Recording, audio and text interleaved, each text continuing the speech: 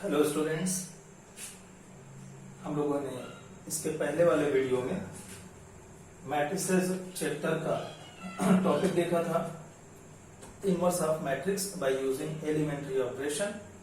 मैं सिर्फ रोज का देखा था। अभी तुरंत कॉलम्स का बता के आपको कंफ्यूज नहीं करना। पहले आप रो की पूरी प्रैक्टिस कर लीजिए। जब ये लगे कि हाँ हम इसमें पूरी तरह से ट्रेंड हो चुके हैं, तब हम उसकी कॉलम्स की भी प्रैक्टिस करें। एक अजीब सा डाउट होता है कि वो क्या बोलते हैं, टफ होता है, ये आसान होता है। तो यहाँ ऐसा कुछ नहीं, सब कुछ हो ही। तो पहले आप उसकी प्रैक्टिस कर लीजिए, तब तक हम कोई दूसरा टॉपिक उठा रहे हैं उसी चैप्टर का। आज का टॉपिक है हमारा चैप्टर 3 मैट्रिसेस। टॉपिक है ट्रांसपोज ऑफ मैट्रिक्स। ठीक, पेज नंबर ध्यान रखिएगा ताकि समझने में आसानी। सबसे पहली चीज हमें यह समझनी है कि ट्रांसपोज का क्या मतलब होता है। ठीक, वो कॉमन कंडीशन जो हर तरह के मैट्रिक्स पे अप्लाई करके उसका ट्रांसपोज बना सके। पहले तो इस बात को समझिए, उसके बाद उसी चीज को बाय एग्जांपल कुछ डिफरेंट ऑर्डर्स के मैट्रिसेस पे अप्लाई करके समझने की कोशिश की जाएगी। तो जो लैंग्वेज वे में बात कही गई है, transpose of any matrix A is denoted by A, ऊपर छोटा सा टी लिख दीजिए, और ए लिख के ऊपर छोटा सा डैश बनाना। ये नोटेशंस हैं ट्रांसपोज के, क्योंकि बार बार आप लिखेंगे transpose of A, transpose of B, तो टाइम टेकिंग भी होगा, लंबा भी होगा। तो नोटिफिकेशन बनाया गया कि कोई मैट्रिक्स ए लिखिए, अगर उसी के नीचे ऐसा कुछ लिखा है या ऐसा कुछ लिखा है, दैट मीन्स वो क्या है, ट्रांसपोज ऑफ दैट मैट्रिक्स। मिलता कैसे है, जरा इस बात को समझिएगा। कैन बी फॉर्म्ड बाय कौन, ए ट्रांसपोज दिस वे और this way, can be formed by interchanging rows and columns. कि जो भी मैट्रिक्स आपको दी जाएगी उसके रोज और कॉलम्स को अगर आपस में आप इंटरचेंज कर देते हैं, तो जो न्यू मैट्रिक्स फॉर्म होती है that is transpose of given matrix.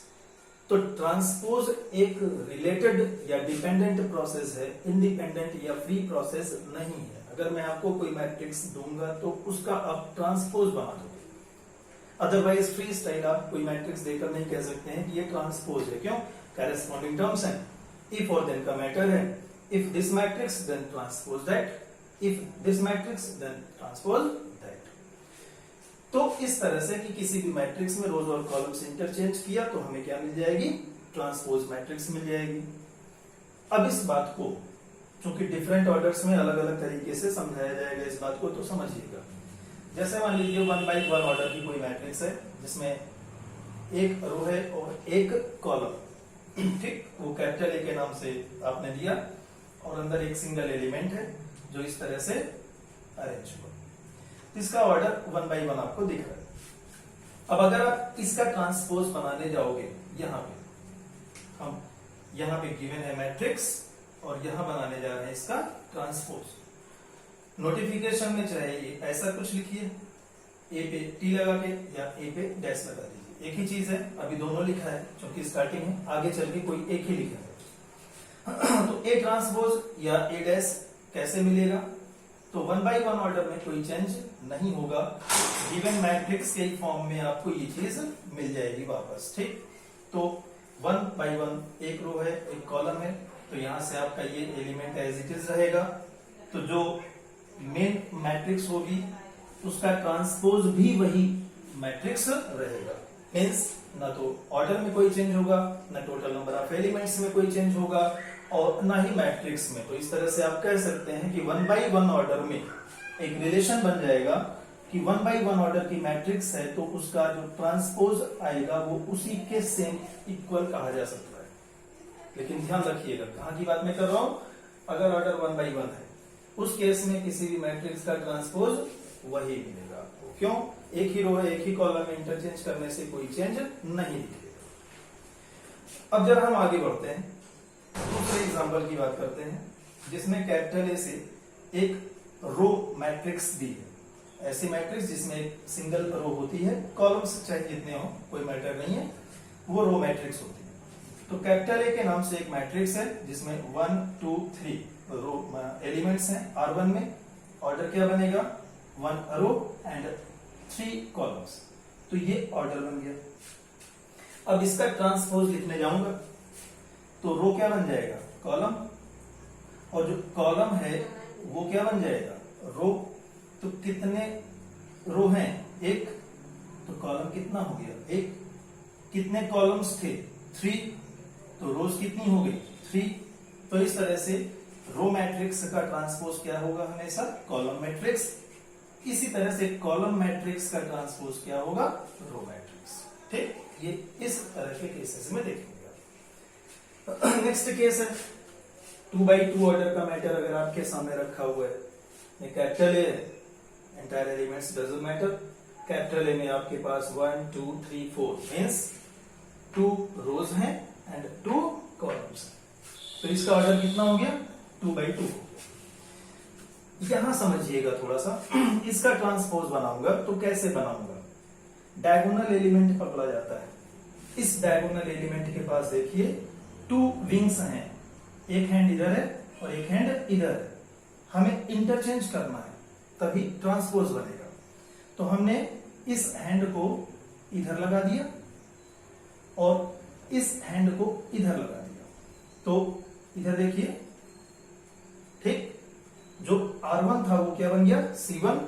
और इसी तरह से आप इधर जाकर के देखेंगे तो 3 उधर चला गया, 4 इधर। तो जो R1 था वो C1 बन गया, जो R2 था वो C2 बन गया। ज्यादा फोकस क्यों कर रहा हूं, क्योंकि डायगोनल वाइज चलिएगा। जहां पे हैंड्स मिलेंगे इंटरचेंज होंगे, जहां पे हैंड्स नहीं मिलेंगे वो वैसे ही रहेगा। जैसे 4 के पास आगे कोई हैंड नहीं था, इसे एज इट इज कॉपी कर दिया। दूसरी इंपॉर्टेंट चीज, स्क्वायर मैट्रिक्स के केस में ऐसी मैट्रिक्स जिसमें रोज एंड कॉलम्स इक्वल होते हैं वो क्या होती है, square matrix, like 1 by 1 2 by 2 3 by 3 वगैरह। तो जब भी स्क्वायर मैट्रिक्स का ट्रांसपोज बनाएंगे तो एक चीज ध्यान रखिएगा, ऑर्डर पे कोई फर्क नहीं पड़ेगा क्योंकि ये इंटरचेंज होते हैं। 2 रोज 2 कॉलम्स इंटरचेंज करेंगे तब भी क्या मिलेगा, 2 रोज 2 कॉलम्स मिलेंगे, सिर्फ स्क्वायर मैट्रिक्स में, अदरवाइज नहीं। क्यों, अदरवाइज में देखिए रो मैट्रिक्स 1 by 3 तो कॉलम मैट्रिक्स का 3 by 1। ठीक, ये चेंजेस मिलेंगे। नेक्स्ट आइए एक 3 by 3 का भी देख लेते हैं। गिवन है कैपिटल ए से 3 देखिए रोज हैं एंड 3 कॉलम्स हैं।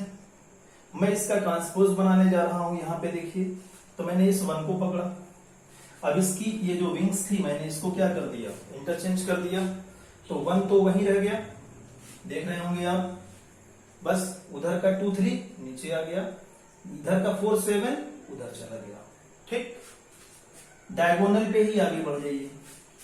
तो 5 कहां दिख रहा है, जहां था वहीं दिख रहा है।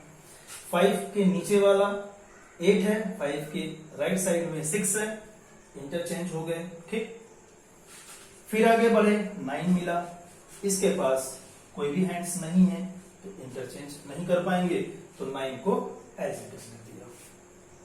तो इस तरह से है कि आप डायगोनल वाइज चलते जाइए, विंग्स हैं तो इंटरचेंज कर दीजिए और अगर विंग्स नहीं है तो उसे एज इट इज कॉपी कर दीजिए। ठीक, तो ये एक तरीका हुआ मैट्रिसेस का ट्रांसपोज फॉर्म करने का। ठीक, बाकी बातें आइए नेक्स्ट वीडियो में देखते हैं।